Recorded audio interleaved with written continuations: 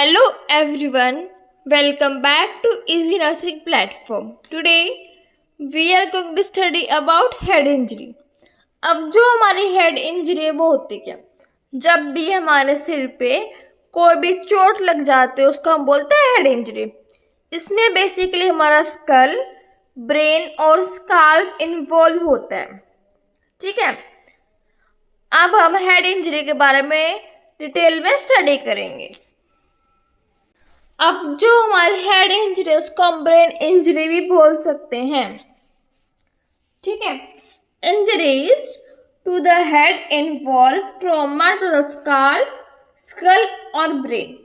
जब भी हमारे स्कल या ब्रेन में कोई भी ट्रॉमा हो जाएगा उसको हम बोलेंगे हेड इंजरी या फिर ब्रेन इंजरी. अब हमारे पास है कॉजेस. फर्स्ट कॉज क्या है? Motor vehicle accident. जब भी हमारा कार, बाइक या फिर ट्रक वगैरह में एक्सीडेंट हो जाए उसको हम बोलते हैं मोटर व्हीकल एक्सीडेंट. फिर है फॉल्स. जब हम किसी भी हाइट से नीचे गिरते हैं तो भी हमें हेड इंजरी हो सकती है. फिर है एक्सीडेंट्स. हम स्टिल खड़े या फिर हम रोड पे चल रहे हैं लेकिन किसी ने हमें टक्कर मार दी तो वो भी हमारे एक्सीडेंट होते हैं. ठीक है, अब नेक्स्ट हमारे पास है मैकेनिज्म ऑफ इंजरी. अब जो हमारे इंजरी का मैकेनिज्म है वो 3 तरह से हो सकता है. एक है एक्सीलरेशन, फिर है डिसएक्सीलरेशन और थर्ड है डिफॉर्मेशन. अब फर्स्ट हम पढ़ेंगे एक्सीलरेशन. इसमें क्या होगा, जो हमारा सिर होगा ना वो फिक्स होगा लेकिन जो भी उसको अराउंड ऑब्जेक्ट्स है वो मूव कर रहे हैं. ठीक है, when head is fixed and objects are moving, ये होता हमारे एक्सीलरेशन. सेकेंड हमारे पास क्या है?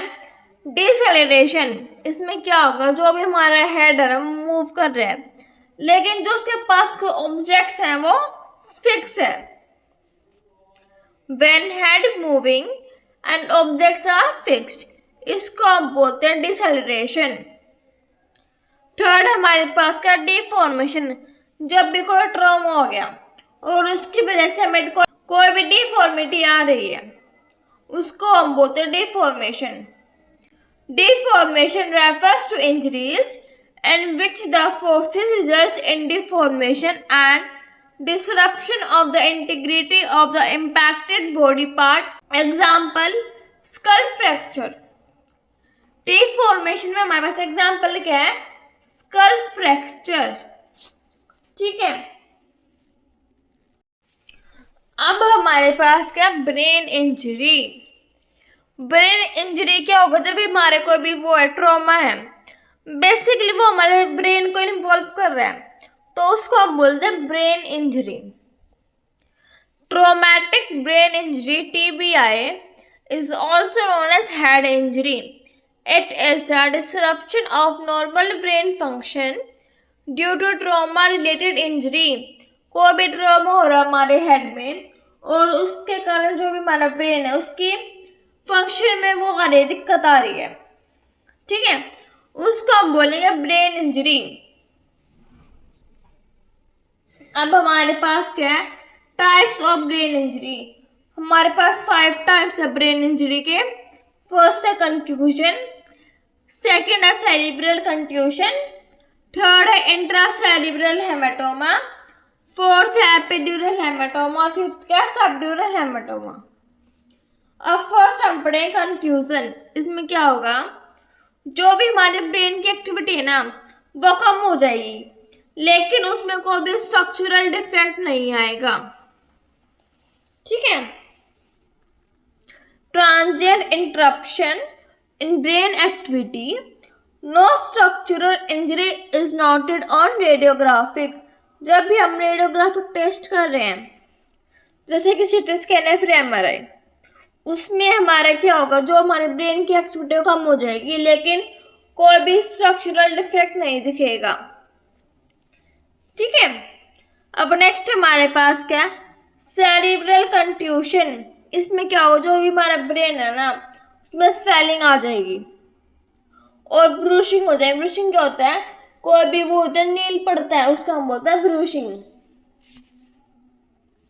ब्रूशिंग of the brain with associated swelling. ठीक है। थर्ड हमारे पास क्या है, इंट्रासेरिब्रल हेमाटोमा। जब भी हमारे ब्रेन के टिश्यूज में कोई ब्लीडिंग हो रही है, इंटरनल ब्लीडिंग, उसको हम बोलते हैं हेमाटोमा। ठीक है।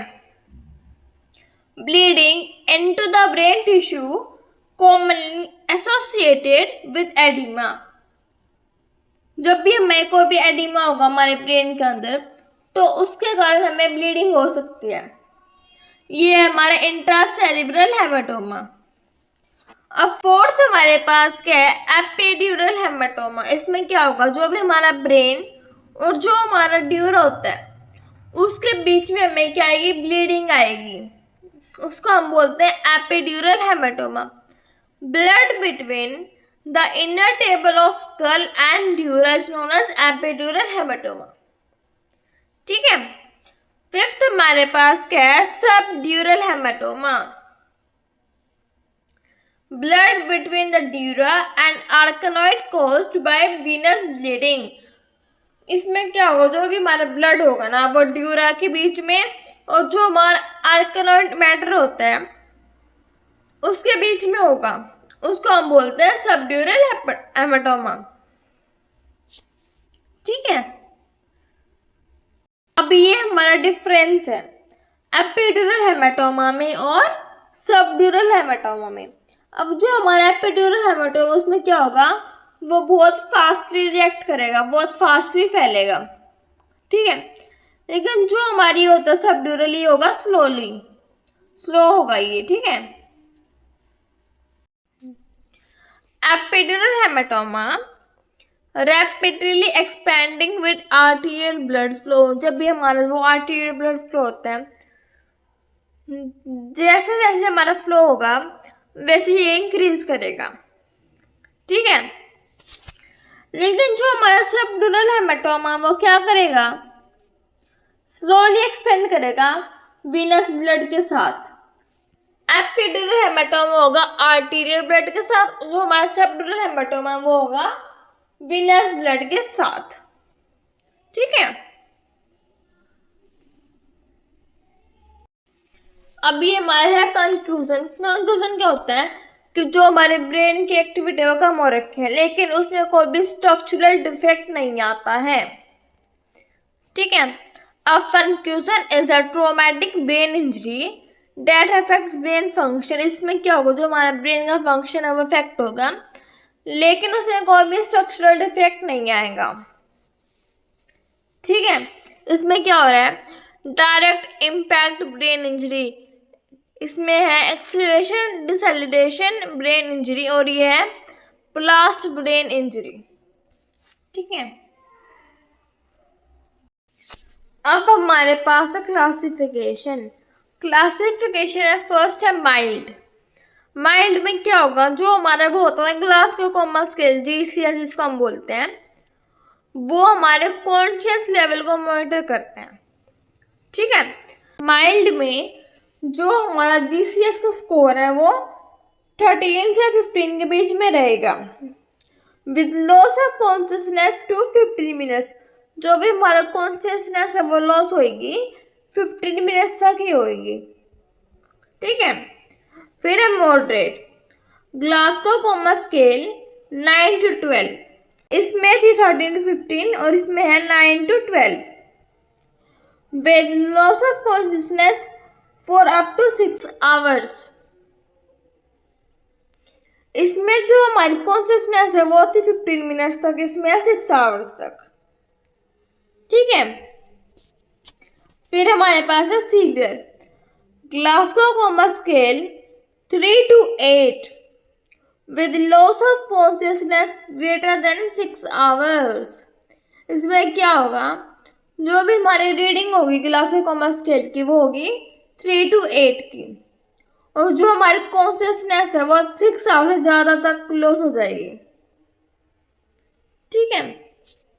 ये थी हमारी क्लासिफिकेशन। नेक्स्ट है sign and symptoms. First symptom क्या है, ऑल्टर्ड LOC। एलओ से क्या होता है, लेवल ऑफ कॉन्शियसनेस। ठीक है, जो भी हमारा लेवल होगा कॉन्शियसनेस का वो ऑल्टर रहेगा, वो डिपेंड करेगा उसकी वो जो सीवियरिटी है, वो माइल्ड है, मॉडरेट या फिर सीवियर है। ठीक है, फिर रेस्पिरेशन में भी नॉर्मल, जो भी उसकी रेस्पिरेशन है वो नॉर्मल हो सकती है। फिर प्यूपल आर वेरी स्मॉल, मतलब प्यूपल जो होंगे वो डायलेटेड रहेंगे। फिर है loss of normal eye movement, जो भी हमारा नॉर्मल आई मूवमेंट है वो खत्म हो जाएगा। फिर है हेडेक एंड वर्टिगो, वर्टिगो क्या होता है, चक्कर आना। ठीक है, नेक्स्ट हमारे पास क्या है, एगिएशन, मतलब कि वरी, डिस्टर्ब या फिर रेस्टलेसनेस। फिर है coma, sudden onset of neurological deficit. Next हमारे पास क्या है, ऑटोरिया में indicate leakage of CSF. CSF क्या होता है, cerebrospinal fluid from ear due to posterior fossa skull fracture. Otorrhoea में क्या होता है, जो भी हमारा वो होता है डिस्चार्ज होता है वो लीक करेगा सीएसएफ का। ठीक है, फिर हमारे पास क्या है, अब normal bleeding due to coagulopathy, को भी अब नॉर्मल ब्लीडिंग हो जाएगी हमारे ब्रेन के अंदर या फिर हमारे हेड के अंदर। फिर नेक्स्ट हमारे पास क्या है, कार्डियक एरिथमिया, जो भी हमारी वो होते हैं कार्डियक रिदम होती है वो ठीक से नहीं हो पाएगी। ठीक है, नेक्स्ट हमारे पास क्या है, चेंज इन बॉडी टेम्परेचर, जो भी हमारे बॉडी का टेम्परेचर वो चेंज हो सकता है, वो हाई हो सकता है या फिर लो हो सकता है। ठीक है, ये थे हमारे साइन एंड सिम्टम्स। अब नेक्स्ट हमारे पास का डायग्नोस्टिक इवैल्यूएशन, जो भी हमारा ये हेड इंजरी है इसको हम कैसे डायग्नोस करेंगे। फर्स्ट इसमें हमारे पास क्या है, फिजिकल एग्जामिनेशन, जो भी हमारा हेड का एरिया है उसको हम फिजिकली एग्जामिन करेंगे। ठीक है, कि हमें कोई भी डिफॉर्मिटी फील हो रही है, इसीलिए हम करेंगे फिजिकल एग्जामिनेशन। ठीक है, फिर हमारे पास क्या, हिस्ट्री कलेक्शन, जो भी हमारा पेशेंट है या फिर जो भी उसके फैमिली मेंबर्स हैं उनसे हम हिस्ट्री लेंगे कि आपको ये कैसे कैसे हुआ, किसी भी फॉल एक्सीडेंट या कैसे हुआ। ठीक है,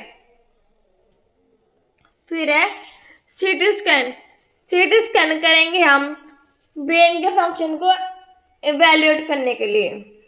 फिर करेंगे एमआरआई,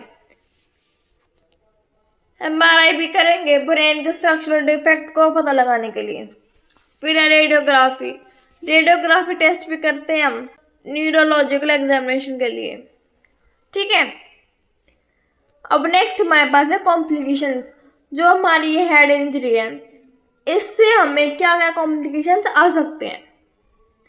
फर्स्ट है इंक्रीज्ड आईसीपी, आईसीपी क्या होता है, इंट्राक्रेनियल प्रेशर, जो भी हमारा क्रेनियम है उसमें प्रेशर इंक्रीज हो सकता है, इसको हम बोलते हैं इंक्रीज आईसीपी। ठीक है, नेक्स्ट हमारे पास क्या है, हाइड्रोसिफेलस या फिर ब्रेन हर्निएशन, हमें ब्रेन हर्निएशन भी हो सकती है। फिर नेक्स्ट हमारे पास क्या है, परमानेंट न्यूरोलॉजिकल डेफिसिट्स, इसमें क्या होगा, जो भी हमारी कॉग्निटिव एक्टिविटीज है ना वो कम हो जाएंगी, जैसे कि स्पीच, मोटर या फिर सेंसरी जो हमारे एक्टिविटीज होते हैं, फंक्शन होता है वो कम हो जाएगा। ठीक है, फिर नेक्स्ट हमारे पास क्या है, न्यूरो बिहेवियरल अल्टरेशंस, इसमें क्या होगा, जो भी हमारे एग्रेशन है, कोई भी इमोशनल फैक्टर है वो कम हो जाएंगे। ठीक है, impulsivity, uninhibited aggression and emotional liability. फिर हमारे पास क्या है, एमआरआई और रेडियोग्राफी हमें कोई भी कॉम्प्लिकेशन दिख सकती है। ठीक है, फिर नेक्स्ट हमारे पास क्या है, मेडिकल मैनेजमेंट। मेडिकल मैनेजमेंट में फर्स्ट हम कह देंगे एंटी सीजर मेडिकेशन। सीजर क्या होता है, कोई भी मतलब चक्कर आना ऐसा कुछ, ठीक है। इसके लिए हम देंगे एंटी सीजर मेडिकेशंस।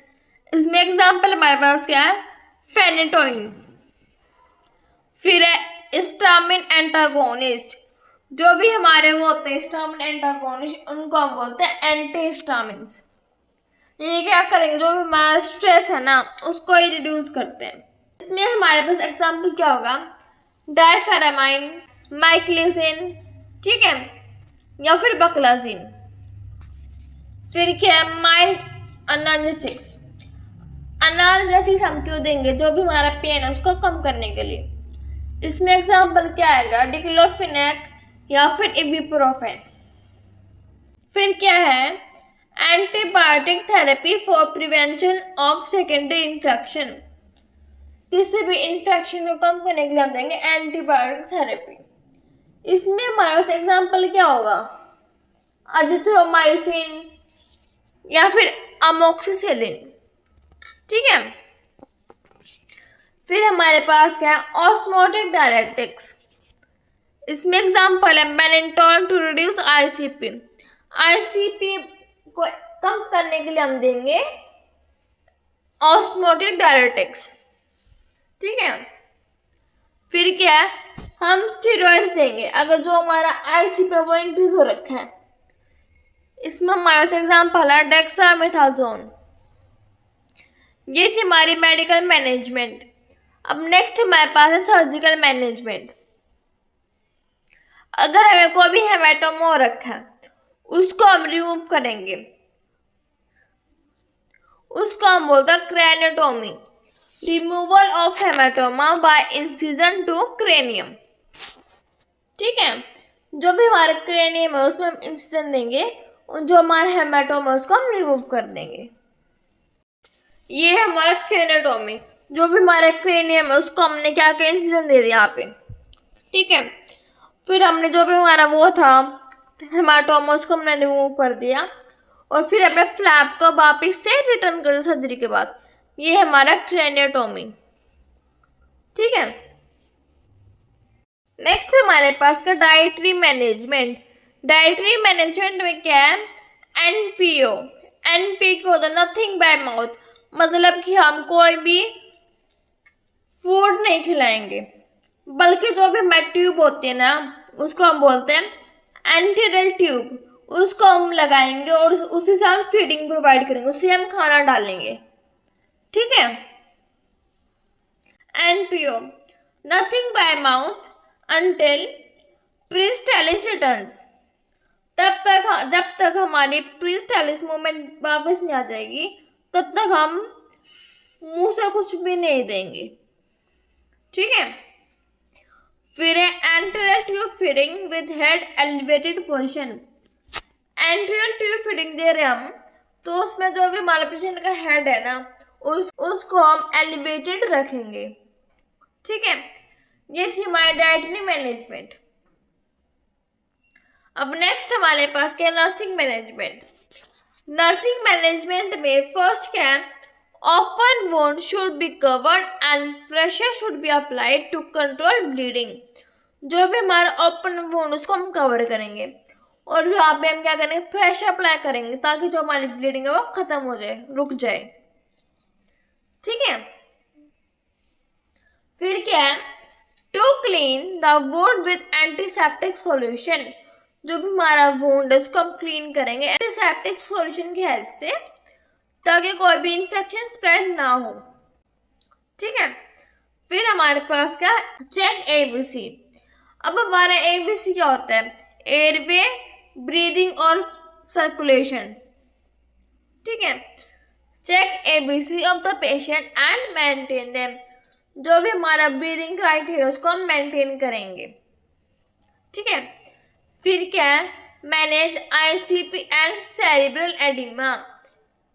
जो भी हमारा इंट्राक्रेनियल प्रेशर है और एडिमा है उसको हम मेंटेन करेंगे, मैनेज करेंगे। फिर क्या है, surgery to evacuate intracranial hematoma, जो भी हमारा हेमेटोमा है उसको रिमूव करने के लिए हम करेंगे क्रेनियोटोमी। ठीक है। नेक्स्ट क्या है, मेक ग्लासोकोमा स्केल। अब जो हमारा GCS है हम क्यों करेंगे, ताकि हमसे कॉन्शियसनेस लेवल को मॉनिटर कर सके। फिर हमारे पास का डिटरमाइन CSF। CSF क्या है, सेरिब्रोस्पाइनल फ्लूइड। सेरिब्रोस्पाइनल फ्लूइड को हम डिटरमाइन करके रखेंगे। ठीक है। फिर हमारे पास क्या है, monitor neurological status of the patient. जो भी हमारा पेशेंट है उसका हम न्यूरोलॉजिकल स्टेटस को मॉनिटर करेंगे। ठीक है। ये थी हमारी नर्सिंग मैनेजमेंट। तो ये थे हमारे हेड इंजरी। हेड इंजरी क्या था, जब हमारे सिर पे कोई भी चोट लग रही थी उसको हम बोलते हैं हेड इंजरी। ठीक है। नेक्स्ट लेक्चर में हम बढ़ेंगे स्पाइनल इंजरी। सो मिलते हैं नेक्स्ट लेक्चर में। थैंक